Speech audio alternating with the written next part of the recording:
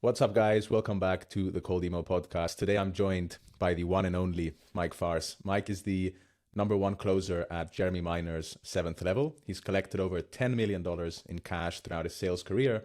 Mike, really appreciate you taking the time to be here today, man. I appreciate you, dude, making me sound more dangerous than I am. So for everyone watching, Mike is actually a very close friend of mine. He's helped me a lot with my sales calls at SparkLead, and it's been super helpful working with him.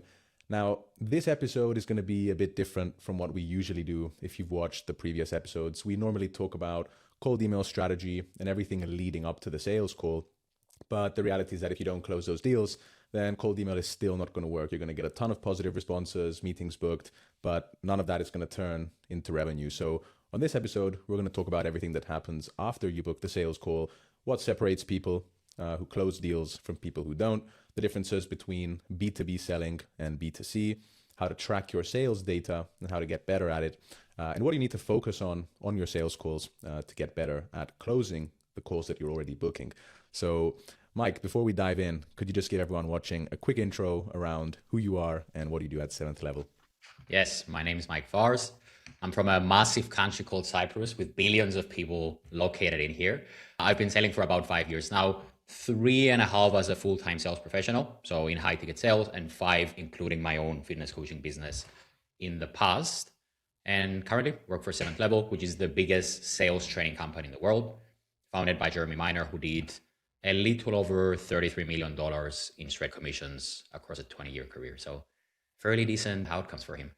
So Mike, you've taken hundreds or even thousands of sales calls at this point. You've collected over $10 million in cash. So you know a thing or two about sales. When you look at the people who consistently close deals and people who are just better at sales versus the people who don't and struggle more, is it something they're born with? Do you think sales is like a natural talent? Is it their process, something they learn? Yeah, that's interesting. So there's definitely a natural genetic component, like with everything. So that's not necessarily going to determine your success in sales, but that is going to determine your ceiling. Okay, so for me, for example, when I got into my first sales job, I did 18 grand in my 4 month and I had no idea about sales. So there was an innate ability, but that wasn't enough to carry through and create consistency. So the most important thing you mentioned, consistency, that is very deficient in a lot of sales reps, because consistency doesn't necessarily mean a ceiling. It doesn't mean your highest potential. It means your floor. It means how consistent can you be at a minimum basis to produce results. And we're kind of speaking about this just before with the MRR, right? Like having consistent sales, consistent cash flow in the business. And I think the biggest determining factor of consistency, of success, of someone who's really, really a high producer in sales across multiple industries is having very complete systems in place. Because the thing that I always say is that in sales, skill set is only an amplifier, but systems is the creator. Systems are what's going to create your ability to produce month in, month out. So that's sort of the way that I look at it when you say consistency, not necessarily how well you did 1 month, is how good you can stay month after month after month. When you refer to like a sales system, which is the fundamental before you start thinking about all the amplifiers, what is considered a good sales system? Yeah, systems, I would refer to anything as both on the call, obviously, but also off the call. So any variable that is attributing towards sales production would go into a sales system. So what do you get people to watch before the call? What do you do before the call to get people to show up? How do you nurture people to show up with higher intent? How do you follow up after the call? After you show the client, how do you, and we spoke about this many times, when they're 10, 20 days before their contract expires, how do you approach them in the right way to get them to upsell or renew or go into a higher tier package? So systems are what can allow you to predictably produce month after month after month, where skill set is only your approach on the sales cycle, right? It's your approach on, let's say I meet with you on a Zoom call for 20, 30, 40, 60 minutes. How do I ask certain questions? How do I go about the call to get you to go into the buying pocket or get you to buy something? But you see that only is affected throughout a 60-minute window, whereas systems are across 24 hours in a day because they always work for you. So that's how I separate one to the other. And do you think that the things you do before you get someone on a call are just as important? So for example, as you mentioned, the sequence, how you communicate with these people, could it even be how far in advance you're booking the sales call? Do all these factors affect the sales call regardless of your sales abilities?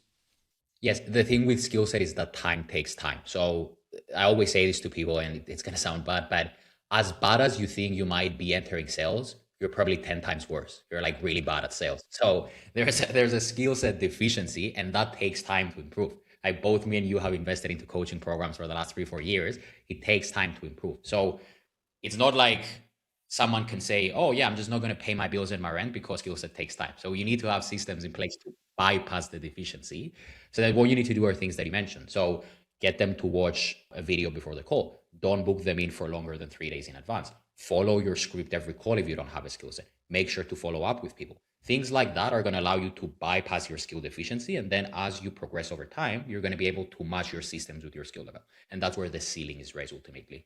The majority of people watching are probably in B2B, and you're primarily in B2C at 7th level.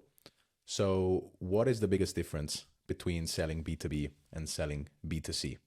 Yeah, I think people over exaggerate it. You've seen it with your calls that you take, for example. It's not necessarily B2B, B2C, because there's so many components. The way I think of this in my head is, what is the product you're selling? What is the emotional need of that product? And I'll give you an example in a sec. And then also, what is the avatar you're selling to? So for example, I can be selling to a high-level decision maker that has 40, 50, 60 employees. But if I'm still selling coaching to that person, there is still an emotional component that's involved with it. So do you classify that as B2B because I'm selling to a decision maker, or do I classify it as B2C because I'm selling coaching? On the flip side, I can be selling to someone that has 0 employees, but I'm selling a software that a lot of businesses might have. That's a less emotional sale. So is it B2B? But if I'm selling to someone who doesn't have employees, it's B2C. So it gets very nuanced. The way I always think of it is the product you're selling to, does it have a high emotional leverage or a low emotional leverage? And is the person you're speaking to a high-level decision maker that you need 2, 3, 4 contact points to get to, meaning you have gatekeepers, you have office managers, inbox managers, stuff like that? Or is it just a sole entrepreneur or someone who wants to get into a new business model? So that's the way that I would classify the two. And then depending on those factors, I would go accordingly as far as creating a sales approach, a script, and a structure.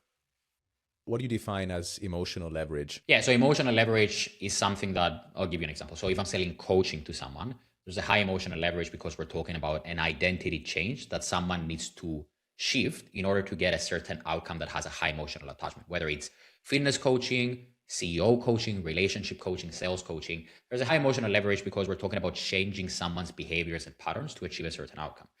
When I sell someone, like if I sell you a software, dude, and you already have a software, I already use it. I don't need emotional leverage. I just need a few differences in the software to make it more efficient for me. So it's a little bit more logistical conversation. Now, there's both involved always. There's both logistical and emotional, but the degree varies depending on, again, the product and the customer. From what I'm understanding then, there is a bit of an overlap and there's nuances. It's not just always 2 separate boxes, B2B and B2C. So if someone is in B2B sales and they're not selling a coaching program, so they're actually selling some kind of a service, they're working with established business owners, what do they need to understand about that kind of selling? And I'm not going to call it B2B selling. I'm going to stop using those terms. But if that's what they're selling and they're selling to established business owners, what do they need to understand about those kind of sales calls in order to get better at them? Yeah, so the first thing is identify your ICP. Okay, so identify there's probably 2, 3, 4 client profiles that each business owner deals with. Like even me as a sales rep, there's usually 2 to 3 buckets that people enter when I'm having a conversation with them. So identify those buckets, identify their needs, their problems, and their current situation. And also if they have the service you're providing or they don't have it, they're going to try it for the first time. And then depending on those, make sure to hit those points throughout your conversation. So get them to be aware enough of their problem, get enough buy-in to the goals they need to have, get an agreement that this is something they need to change now, for example, and get some sort of consequence of what happens if they don't fix it or if they stay with the current solution. And again, depending on the levels of the ICP and your service, you can get more emotional or less emotional. But as long as you can tick those boxes and get a buy-in and do it in a correct way where you still emotionally connect with the prospect, that as a whole is a pretty good sales process that anyone can use in their conversations, whether it's B2B, B2C. When you think about a good salesperson, someone who's good at taking sales calls, what is the first thing that comes to mind? Because something we see very often is trying to make all your sales calls look the same, right? So what do you think is that trait that makes someone good at sales? What sort of indicates that this person is good at taking sales calls? I would say would that be if I look at someone's calls and I'm able to decide whether they're good or not? Is that, yeah. So I would say if I'm able to understand their way of thinking, even though I don't agree with the execution of it. Okay, so for example, I look at someone's calls and it's like they ask something that's garbage, but I still understand where they were coming from. I understand what they were trying to do and it makes sense. And it wasn't just an empty filler word that they used right there. For me, that's a good baseline as far as, okay, you have the right thought process. You're able to actively listen and understand the other person and sort of get a buy-in there. And now we just need to train you on how to execute the right way, how to be more efficient and consistent. So the way of thinking is probably the first thing that if someone has a baseline when they start, that indicates that they can probably improve a lot more. How do you get better at that component? How do you get better at not asking those filler questions, those shallow questions, and actually developing your way of thinking so that everything you're doing on the sales call actually has a purpose? Yeah, there's the genetic component we spoke about earlier. So there's the EQ, the IQ and the EQ. So there needs to be enough emotional intelligence. You know what I mean? Like there's people that have a really high emotional intelligence, which is something that you can't teach. But if you don't have that, or even if you do have that, the way you get better is repetition. So the thing that helped me the most when it comes to the repetition was getting my calls reviewed from someone who's better than me. Okay, so I had a coach called Sean Ray that I worked with for a year. He was my first sales mentor. I used to review 6, 7, 8 of my sales calls every single week with him. We used to identify patterns of where my way of thinking might have been right, but the direction was a little bit wrong. And then I would go back and rewrite that exact scenario of how I would have done it differently this time around. So if someone can do that across all their sales calls and train their way of thinking from someone who's better than them and is able to identify those patterns, that's the best way to repetitively get better and understand and ingrain those patterns into your approach. And do you think it's necessary to have a script? Because something we hear a lot is the structure versus skill set. Some people say you need a word by word script, and you have people taking sales calls and literally reading off a script. And you have other people who are just able to have a baseline structure and then adapt depending on what the prospect says on the call. Yeah, I just think it's necessary to have a framework that you're working through. When we're talking about an individual, it is hard to say because it's person to person dependent. Like for example, I advocate for people to probably have a script rather than not have one, but I haven't used a script in like 3.5 years, right? Just because of the way my brain works, the way that I think of a framework. But I would say as a rule of thumb, it's probably better to have a script than not, just to narrow the guidelines by which you can deviate on a sales call. Okay. And also, if you're going to train a sales team of like 10, 20, 30, 40 people, it is very hard to coach each person individually. So you need to be able to apply a process and a script that everyone follows across a guideline. And then as they get better, they can start being a little bit more intuitive rather than just word by word following the script. So what makes a good script then? If someone is sort of in the B2B space, they're trying to create a script, they're not having a lot of success on their sales calls, and it could be as a result of a bad script. What makes a good script on a fundamental level?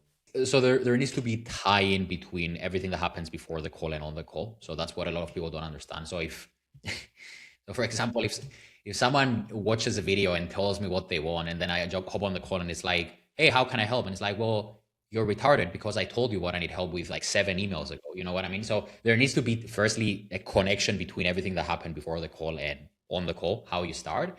There needs to be an ability to get someone to lower their resistance pretty early. So be open and not just be like, I don't know, tell me what you need to do, right? So be able to break that pattern very, very easily. And then after that, you just need to hit the points that we spoke about earlier. So in NEPQ, those points would be problem, like situation, understand what they're currently doing and create doubt in their process. Problem awareness, make them aware of their problems, and having an impact on them personally, individually, on their business.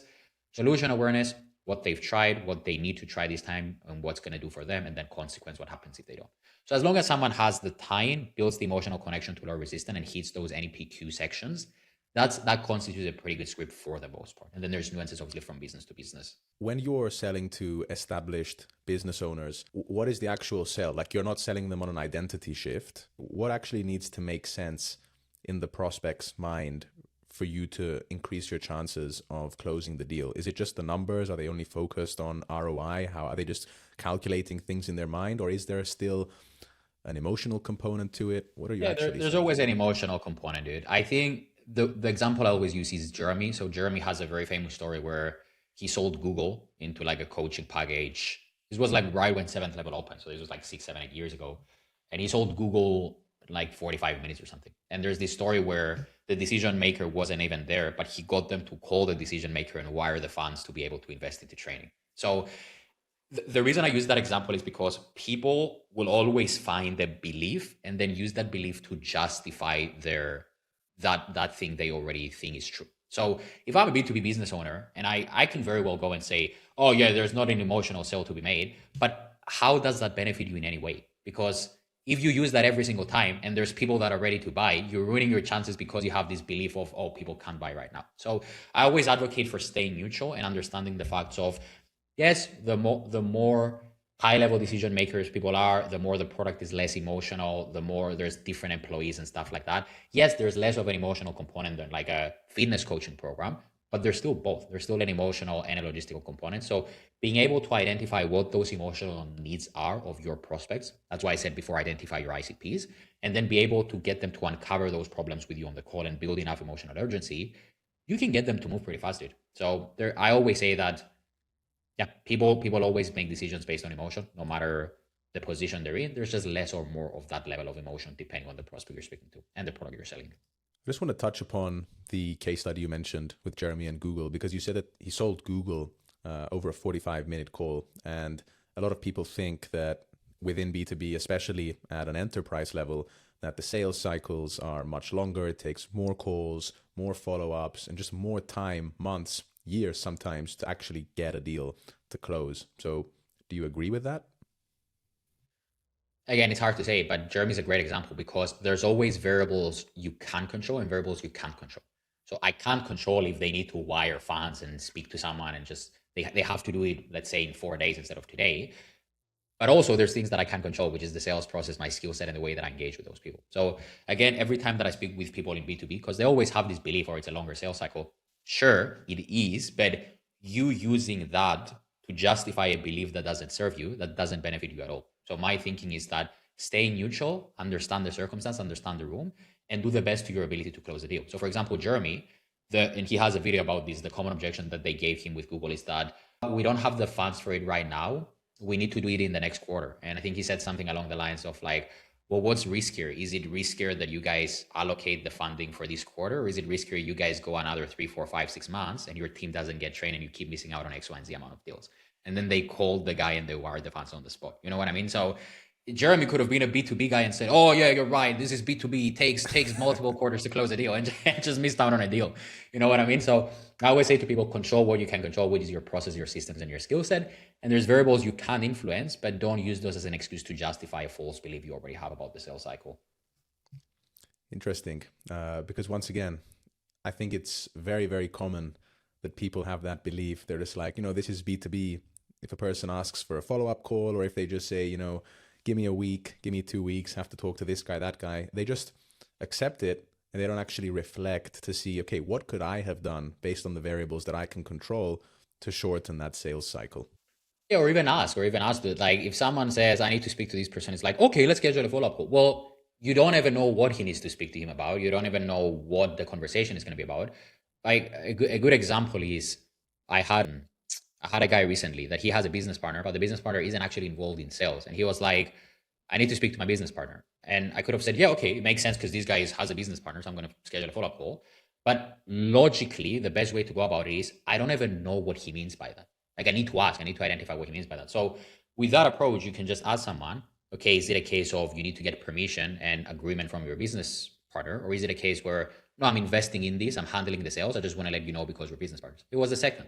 So what happened? We went through a loop, we identified everything, he put a deposit, he called his business partner on the phone, and then he wired the rest of the funds, right? So I could have just said, yeah, that's fine because he has a business partner. But if you don't ask, you don't know. So don't just take people's word for granted. Try to identify what the reason is.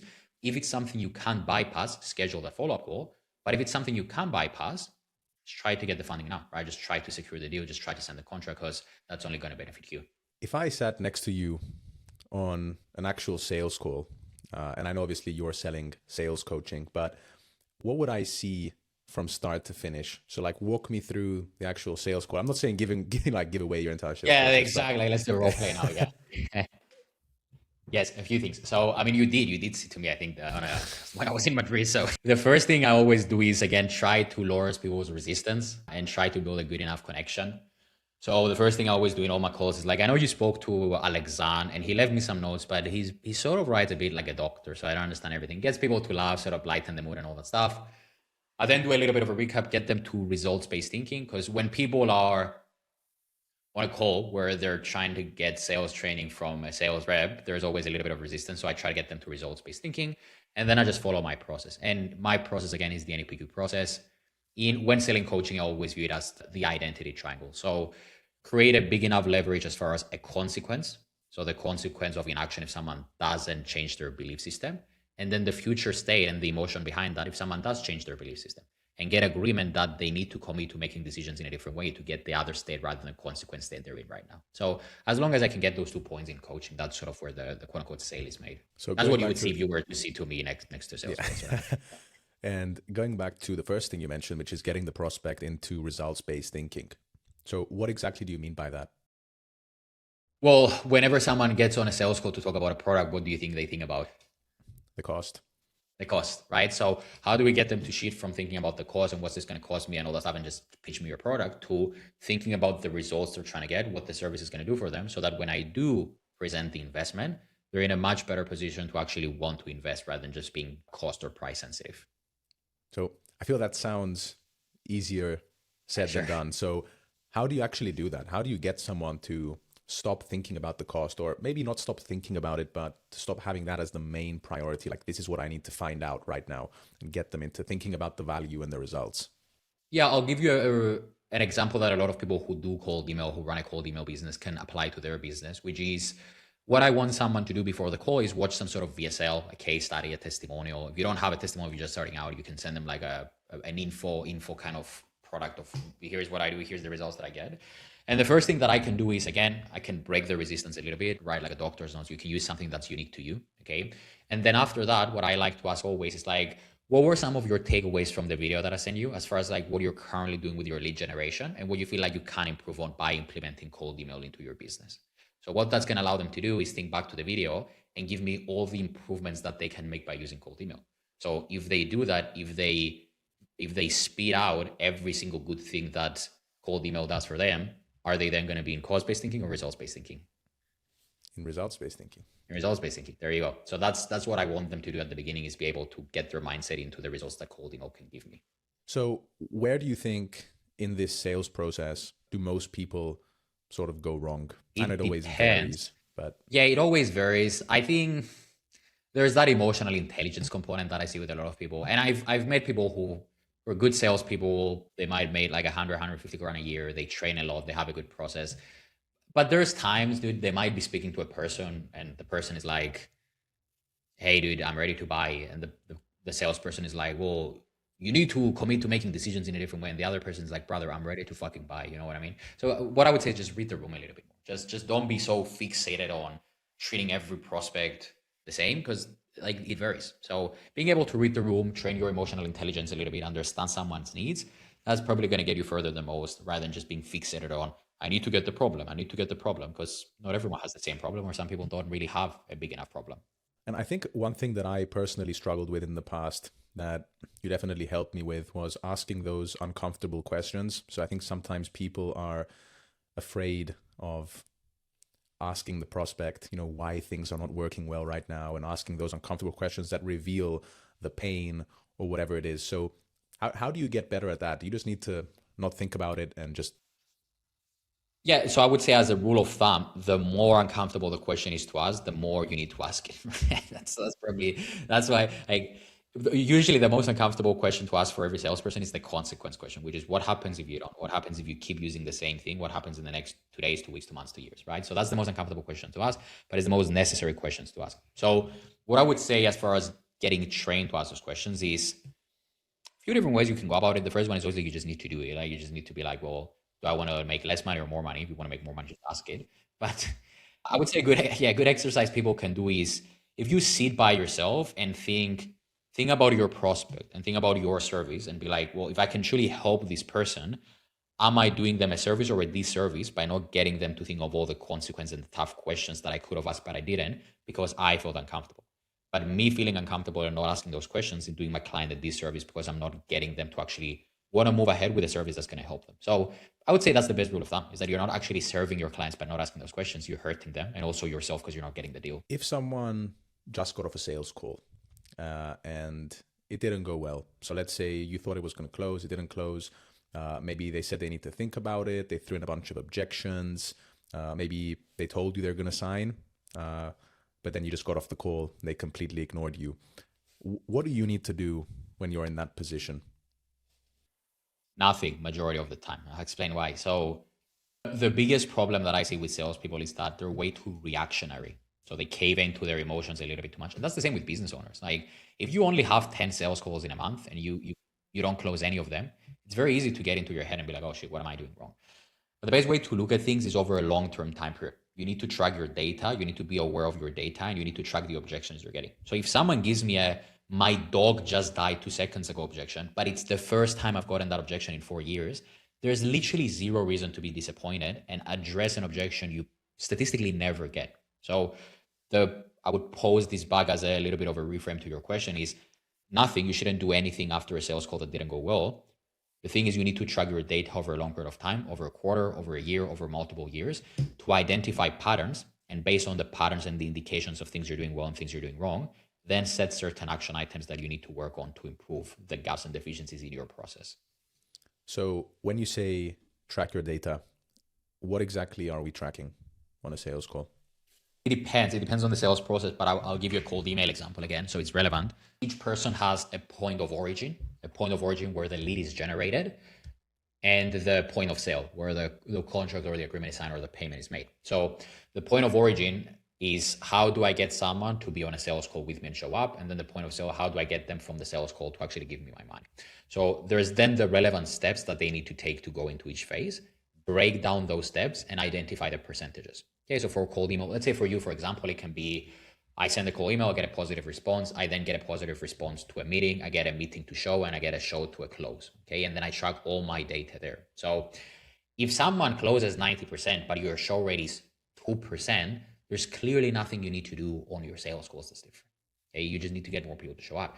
If everyone shows up, but you don't close any of those deals, it might be that your sales calls suck. Like you don't have a good skill set, or you're just getting unqualified people on the call because you're telling them something like, hop on this free meeting, I'm going to help you out for free. Okay, so you need to track your data based on your sales process, identify the percentages, and based on the lowest hanging fruit, meaning the percentages that are the worst, those are the ones that you need to address first and set specific action items to fix. I think this is super important because, as you mentioned previously, like if you're not tracking your data, and once again, this is something that I also wasn't doing at the beginning, everything stresses you out when you don't have data because you have no idea if this is the first time I heard this objection. Is it something that I could have solved in the past? Is it something that happened on the sales call, before the sales call? You have no idea what's going on. So I completely agree with this. The biggest advantage you have by tracking your data is it allows you to be less emotional about everything. Because even if you go a few sales calls without closing everything, but you're like, oh, I actually haven't spoken to enough people, or oh, these people are coming from a lead source that usually isn't highly profitable for me, it's fine. You can just keep doing what you're doing without having to pay too much attention to the few bad spurts that you're going to have as a salesperson or a business owner inevitably. Now, to move on to a slightly different topic than tracking your data, high ticket closing and the high ticket closer is a term that we see everywhere now. Everyone wants to be a high ticket closer. For someone that has no idea what that is, what does it mean to be a high ticket closer? It's basically a sales job. You're a sales professional. A high ticket closer, what it usually refers to is you're a sales rep for a company that provides info product or coaching services, or even a lot of times marketing or lead generation services. Okay. And it's remote. Okay. So you're able to do it remote. That's pretty much high ticket. And for it to be classified as a high ticket, it would have to start around, I would say, $2,000 to $3,000 and then be above that. Anything below that isn't really like high ticket. Again, people would argue what high ticket is, but again, someone selling for coaching product, info product offer, learn how to do these, get better at these, lead generation, blah, blah, blah, all that stuff. And the ticket price is starting at like, let's say $2,000 to $3,000 and above that. And it's happening remotely. Do you think like what people like make it seem to be online and all that stuff, like everyone wants to be a high ticket closer, it has this, I don't know if it's like, the name just carries a lot of weight now. Anytime you see high ticket closing, do you think that like it is what people make it seem to be? Like, I don't know if that question makes sense. No, that does make sense. I mean, for you, I'll pose this back as a question: is cold email as a business model what it seems to be for the people that are usually entering the space? Yeah, I mean, it's usually not. It's usually not. Same with high ticket. So it's one of those things where It unfortunately, so here's the way I always look at it. It's no one goes and fucking says, hey, learn how to become an NFL player and make 1 million a year, right? So you wouldn't do that because people are like, yeah, I can't become a fucking NFL player. But because thinking of it as, oh, you just need access to a laptop and that's it, people utilize that to present it as a business model, like a make money online business model. So it can be, I'm not saying just go in it for fucking charity and not make any money, but also at the same time, it is very hard to go in with that mindset, and the people that that mindset incentivizes usually don't succeed. So even though it can be what is presented, usually the people that go into the space because of that way of thinking don't end up doing really, really well, and they leave and they quit and they just like go find the next business model and the next business model, and a never ending cycle for them without ever doing well. Yeah, I think as you mentioned, this also applies to not only high ticket closing, but any new space that has, you know, a couple of attractive features attached to it. People come in with that uninformed optimism, and they just figure out within the first couple of days or weeks that this is not what I thought it was. And then you either have an option to either get better at it or just go and find something else. Yeah, and I mean we've seen those people do it. It's like for you, and I remember we were talking about this years ago, where you were looking at people and it's like, oh, this guy is doing really well. Oh, this guy's doing really, really well. But in reality, they were never doing well. Their numbers are horrible. They just presented that way to sell the ability to like, oh, do this online and all that stuff. I've seen people who sell high ticket, like get into high ticket to become a closer. I can't close a fucking door. Like they just horrible. They can't do anything. So like majority of the time, I would say literally majority, like almost 99% of the time, people who sell that stuff, they're grafters. They don't know the profession. They've never done well themselves. There's obviously very highly reputable sales coaches, same as people who coach cold email, but it's very far few and in between. It's not like the majority of people who actually do it. So let's say someone does want to get into high ticket closing, but they're not entering with that mentality. They genuinely want to get into it and get good at it. How does someone go from wanting to get into high ticket closing to being the number one closer at 7th level, for example? Yeah, so I would say the first thing you need to do is find, and this is for people who want to enter B2B sales or any type of sales job. Each sales job has its pros and cons. So decide based on your, like high ticket, for example, it has lower longevity. So people don't usually stay in high ticket for long, as opposed to, let's say, something that has a recurring payout where you get paid on recurring accounts, where it's like it incentivizes you to stay longer because the stress and the effort isn't as high. Okay, so find a sales industry that you align with, both long term and short term.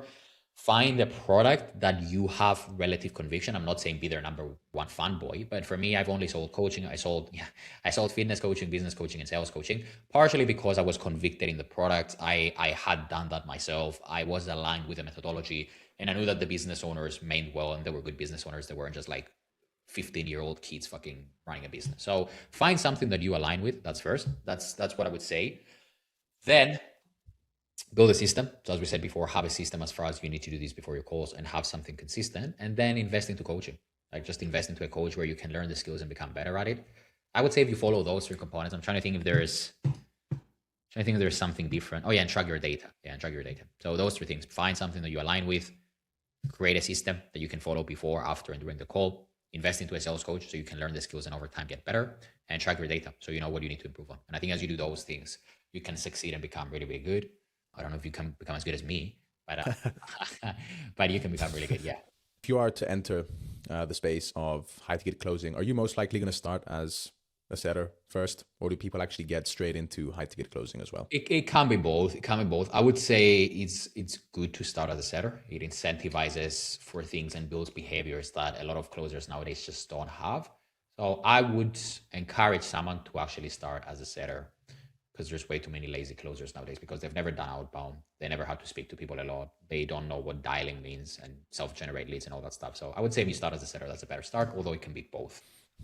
Okay, and one thing I remembered what my previous question was. I don't know if we should be saying this, but you actually hit your highest month at 7th level, while also, correct me if I'm wrong, actually no, it was maybe not your highest month, but I think there was a point in time where you reduced your working hours, but at the same time you were making more money than you were previously.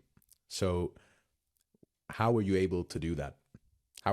How does one in your space, like how are you able to utilize your time better? Yeah, this was when I came to Madrid. I think it was pretty recent. It wasn't my highest month. My highest month was in January, but Before that, I hit my second highest month with my least amount of hours work. I had the least amount of slots available from a team of 15 all-star closers, and I still beat all of them. So, and the way it worked was, the first thing that I realized was I was crushing a lot throughout my day. Like I had energy spurts, up, down, all that stuff. And I realized that wasn't a sales skill set issue. It was a physiology issue.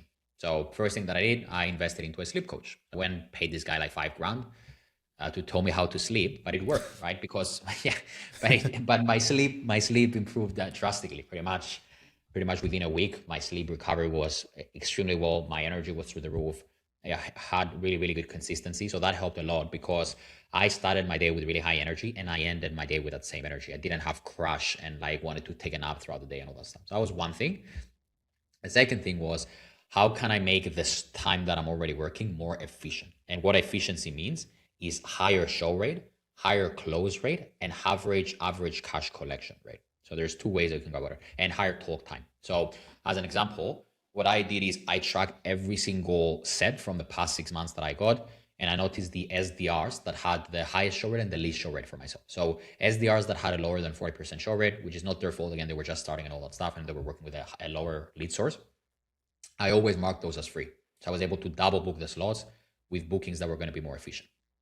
The second thing, I started calling people the day before the call, and I got them to watch a homework video. So again, gets them into results-based thinking, wants them to show up to the call and all that stuff.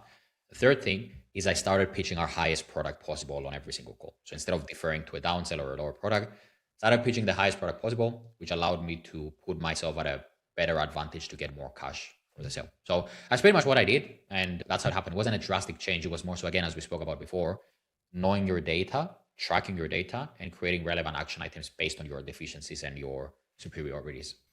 Yeah, and it's amazing to see that not only were the changes you made not related to maybe the specific sales call, some of the changes were not even related to what you did before the call. It was all the way back to the way you're sleeping. Yeah. So just by tracking your data, you were able to figure out exactly, what you needed to change. And just by changing something that for some people might sound completely irrelevant, but it had a massive change on you. Yeah, the sleep coach was a big thing, dude, because I was sitting and I was like, well, I'm tired. Maybe I need to stop working as much and all that stuff. But I was like, well, can I fix how tired I am realistically? I was like, yeah, I probably can. I just went on ChatGPT and I was like, I want to invest in a sleep coach on this, and this. It gave me I would just call the first option I just bought. I was like, I'll just buy. You know what I mean? So I'm the easiest buy ever, by the way. So I'm always a lay down. So that's pretty much what my way of thinking was. Perfect. So let's say someone then is watching this. They're taking a bunch of sales calls for their B2B business. If they wanted to implement some sort of an action plan to just get better at B2B sales, maybe their close rate is just not good enough. They don't have a pre-call sequence. Like if you were to take that person from scratch or that business from scratch, rebuild their sales process, what would you do? Like, how would you actually structure that? So the first thing obviously that needs to happen is they need to have a validated offer. It's hard to say what a validated offer means, but if you have 0 sales and you have an offer that you think is good, but no one's ever bought it, then I can't help you, right? No one can help you in that instance. So the first thing you need to have is obviously make sure that you have a product that works, it's ethical, and it's validated. Like you have an ICP or multiple ICPs that are interested in it.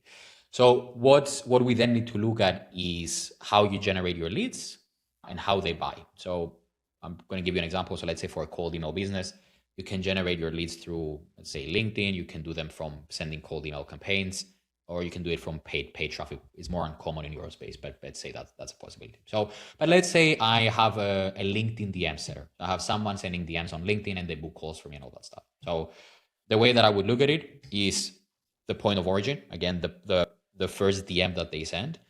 Are they sending a good enough opener to get people to respond? Okay, that intrigues enough curiosity. Am I sending a good enough follow-up message to get people to book and understand the intention? And am I sending a good enough pre-meeting material to get people on the call with results-based thinking and the right intention?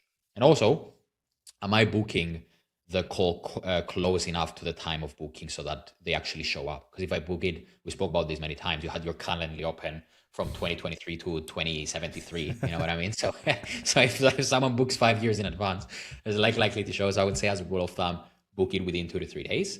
And then after that, build a sales process, have a good script, NEPQ based script, and then know the next steps, always have a follow-up meeting set, have a way that you send out your contracts, have a follow-up sequence if they don't close, all that stuff. So I'm giving you an example, but what I mean is, again, identify each step of the sales cycle and then make relevant adjustments to that, enable to increase your efficiency. And then once you get that in place, once you as a business owner is able to close, I would say 50, 60%, then you can start thinking about hiring a sales team. I would say that's probably the next step for people who are closing 40, 50, 60%, and they probably make, close to 70, 80K collected amount. I think that's a good place where you can start thinking about hiring a closer. When you're going through the beginning of the sales call, so like the discovery phase, is there any specific kind of information you're trying to get from the prospect? I guess obviously that's where you're qualifying prospects and you're seeing if they sort of qualify for the pitch. But is there any specific way you should carry out that part of the sales call?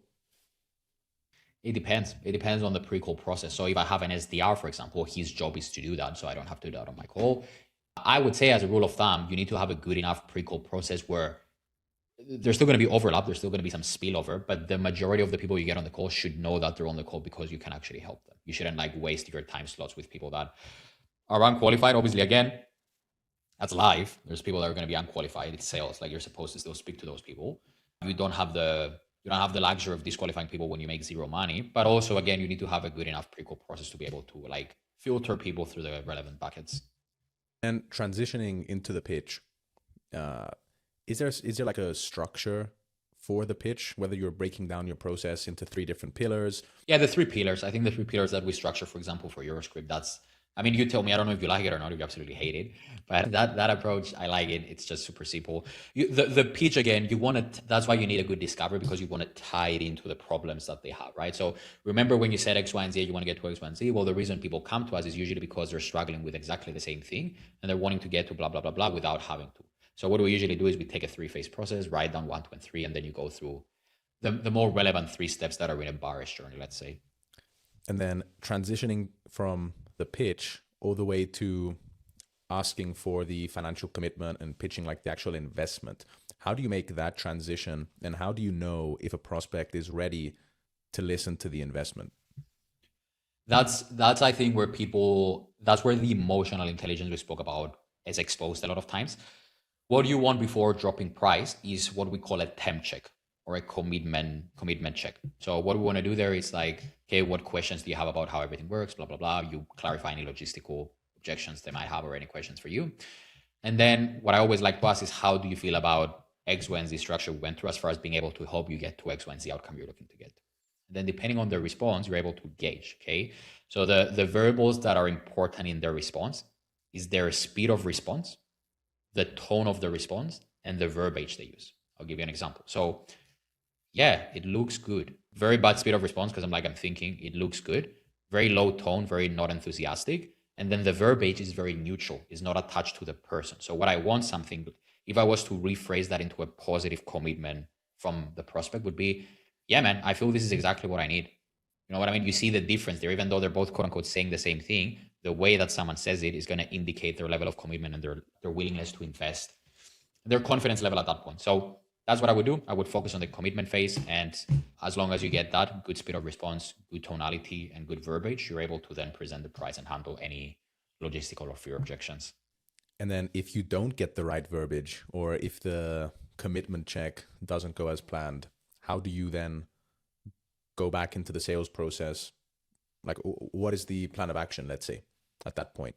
Yeah, you want to reloop. So that's always when you don't get the answer that you want, you always want to reloop. So in that case, I would ask, well, you don't seem too certain about it. What's behind that?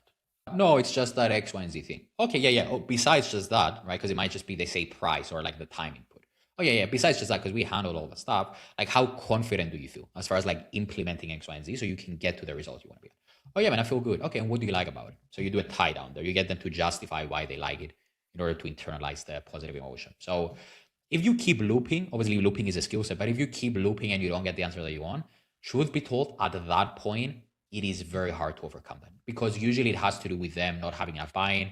It's something that's upstream, or it's just that they don't align with the product. So I would say genuinely, if you get to the commitment and you don't get a good response and then you loop again and you're not able to identify what's wrong and you can't get people to actually buy into what you're selling to them, it is very hard to overcome that. That's the objection, that it's not about skill set. It's just about there's low confidence on the person's end that these can actually help them.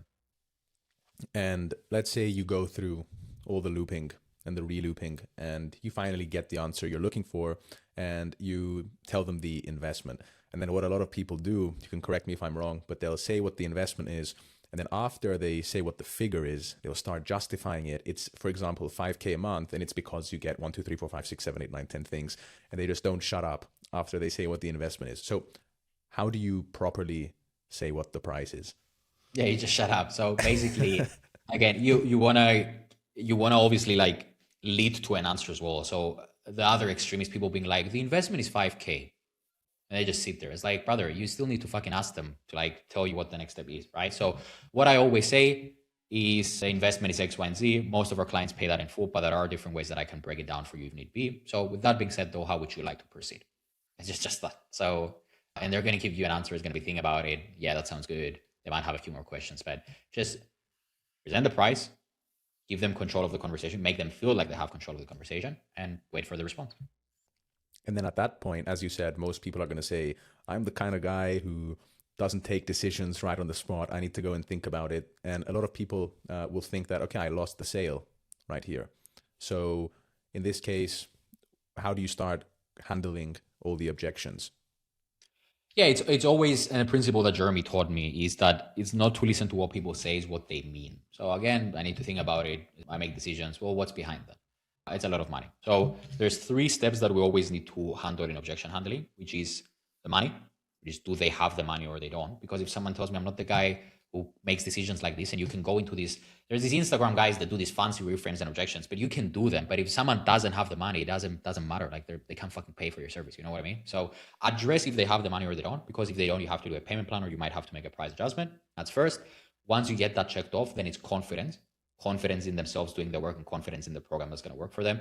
Again, they've already told you that in commitment, but you want to double buy now because price changes everything. So it's like, okay, well, money aside, is this something that you want to do? Yeah, it is. Okay, well, what makes you say that though, right? And get them to justify again. And then if they have the money, if they've justified the service or if they have confidence in the service, then the only thing that's standing in someone's way is fear. There's fear of making an uncomfortable decision, right? So in that instance, you just handle fear. You go into objection handling fear, and there's different ways you can go about it. But once you understand the psychology behind fear objection handling, then you can do that pretty easily as well if someone's bought in at that point. All right. So then just to recap on that, it's don't focus on the actual words that are coming out, focus on what they mean and what could be behind those words, right? Yes, exactly. And I think something that a lot of people resort to when they receive the first objection is, okay, I can give you a discount. So you pitch someone like 5K, and they say whatever the objection might be, and you're like, okay, I can provide the exact same thing for 3K.